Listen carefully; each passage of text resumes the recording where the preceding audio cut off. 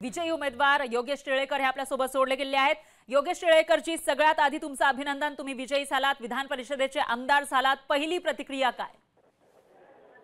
मनापासून आनंद होतोय की माझ्या पक्षानं माझ्यासारख्या एका सामान्य कार्यकर्त्याचा सन्मान केलेला आहे। 30 वर्ष पक्षाचं काम करत असताना पक्षाने मला या ठिकाणी राज्याच्या विधान परिषदेमध्ये आमदार म्हणून पाठवलंय आणि त्याच्यापेक्षा मोठा एवढं कुठलाच नसेल। एक कार्यकर्ता प्रामाणिकपणे काम करतो त्याचा गौरव याच निमित्तानं होत असतो आणि मला आनंद वाटतो की राज्याचे आमचे सर्वांचे नेते आदरणीय देवेंद्रजींचं मी मनापासून आभार मानतो। राज्याचे अध्यक्ष आदरणीय बावनकुळे साहेबांचंही मनापासून आभार मानतो की त्यांनी माझ्यासारख्या कार्यकर्त्याला एवढी मोठी संधी दिली, त्याबद्दल मनापासून आभार मानतो आणि मनापासून आनंद होतोय की या नवीन संधीचं मी नक्की सोनं करेल आणि चांगलं काम करण्याचा प्रयत्न करेल।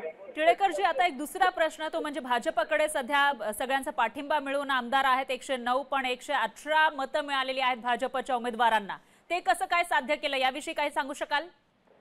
या संदर्भामध्ये आमच्या वरिष्ठांनी किंवा या राज्यामध्ये जे महायुतीचं सरकार काम करते त्या सरकारवरती विश्वास ठेवून मतदान झालं असेल, परंतु आम्हाला खात्री आहे की महायुतीचे 9 उमेदवार हे निश्चितपणे विजयी होतील आणि महायुती भक्कमपणे पुढे चांगलं काम करेल। निश्चितच टिळेकरजी, धन्यवाद, तुम्ही लोकशाहीशी बोललात त्याबद्दल। लोकशाही मराठी ऐका, पहा, जागरूक रहा।